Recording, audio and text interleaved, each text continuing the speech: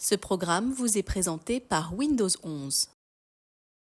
Ce qui se passe dans la classe, c'est que quand même, ça fait partie de nos missions, d'éduquer au numérique, même si on n'en a pas toujours les moyens, mais ça fait quand même partie de nos missions assez claires. Ensuite, je suis d'accord avec Aude, enfin, je pense que c'est vraiment, ça a été dit, le développement de l'esprit critique, c'est ce qui est le plus difficile, mais on sait très bien que les vérités, le côté c'est blanc, c'est noir, c'est une phrase de Desproges que j'aime bien, que je fais avec mes élèves, ça donne beaucoup à réfléchir, c'est l'ennemi est stupide, il croit que l'ennemi c'est nous, alors qu'en fait c'est lui. Et cette vision très polarisée de notre société, elle me désespère personnellement, et je pense que il faut rétablir, et ce que je m'attache à faire avec des citations philosophiques chaque début de semaine, un espace de débat, c'est-à-dire qu'on puisse, alors je m'inscris assez en faux avec les anathèmes, c'est-à-dire les anathèmes du type pro-vax, anti-vax, woke, khmer vert, facho, complotiste, il y en a 10 à la douzaine, qui sont des catégories qui empêchent toute discussion.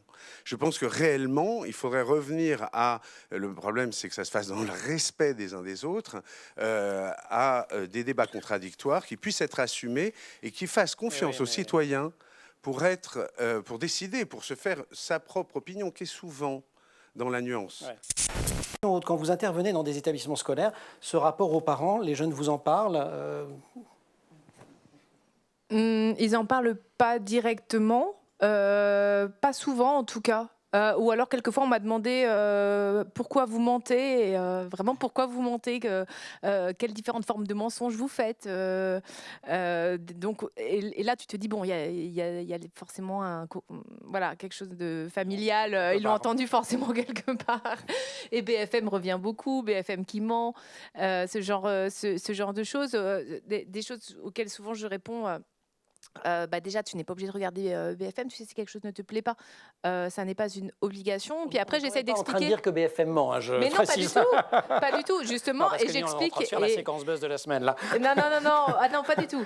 Et j'explique justement qu'il y a très peu de fausses informations sur BFM. Tu demandes à tes parents quelle est la fausse information sur BFM. Tu verras que ça va être très compliqué de le trouver. Par contre, peut-être ce qui te gêne, c'est qu'il y a peut-être beaucoup de policiers, et un angle qui te. Voilà, une façon de traiter l'information dans laquelle tu ne te reconnais pas. Exactement. Et ça les aide à faire le distinguo. Voilà, très rapidement, juste pour rebondir sur ce qui se passe dans l'éducation nationale.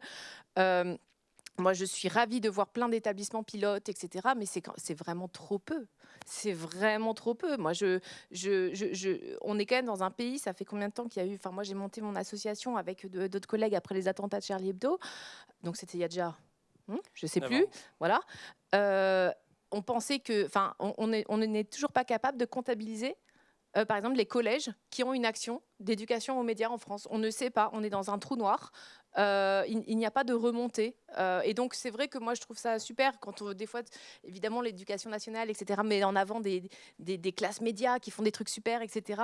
Mais je pense qu'il y a des vrais gros déserts d'éducation aux médias. Je ne comprends pas qu'on n'agisse pas davantage dessus. Enfin, c'est vraiment un truc qui m'interroge beaucoup.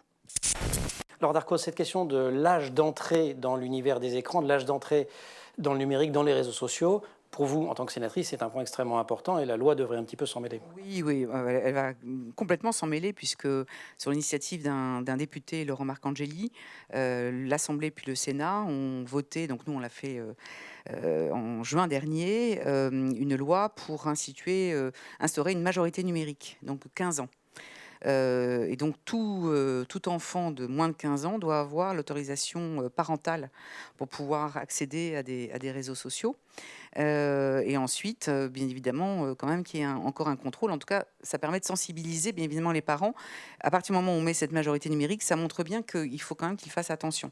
Et on a rajouté aussi un sujet qui m'intéresse beaucoup, c'est le temps des écrans pour nos jeunes. Moi, j'ai une petite fille de 14 ans qui me verra peut-être d'ailleurs, mais je suis absolument affolée quand je vois qu'elle passe quasiment 8 heures sur 24. Et c'est quand même juste inquiétant. Mais pour rebondir sur ce que vous venez de dire, on a eu aussi un travail très alarmiste sur les écrans très jeunes, souvent d'ailleurs pas de mauvaise foi de la part des parents, mais en disant qu'ils vont éveiller les tout petits à des vidéos en anglais, des choses animées, etc. Et des médecins se sont penchés sur ce sujet, c'était gravissime, puisque des enfants à 9 mois, je crois, c'est entre 7 et 9 mois, doivent avoir le réflexe de saisir un objet, et certains n'avaient plus que le réflexe de mettre leur doigt sur un écran. Et ensuite, comme vous l'avez dit, il y a le dialogue qui doit s'instaurer d'humain à humain pour qu'ils aient un minimum de vocabulaire, et certains arrivaient du coup à la maternelle avec un minimum de mots absolument incroyable, qui entraîne après des troubles autistiques, enfin, je dirais pas autistiques parce que c'est des troubles en tout cas cognitifs, pardon, très très importants. Je suis en train d'écrire sur le sujet et j'ai trouvé une étude qui montrait qu'effectivement il y avait une corrélation entre le temps d'écran, d'accord, certes, mais aussi le temps de famille, et que c'est hyper important en fait de travailler sur ce temps physique pour l'acquisition du langage, etc. Parce que il y a quand même juste une chose, c'est qu'on dit les jeunes et on dit les écrans, et je crois que c'est deux ensembles qui sont pas du tout homogènes, et que l'écran c'est le pire comme le meilleur. Et les jeunes, eh bien, vous en avez autant de cohortes que de situations de classe sociale et autres. Donc en fait, c'est un peu réducteur et c'est un peu dangereux parfois. Ce programme vous a été présenté par Windows 11.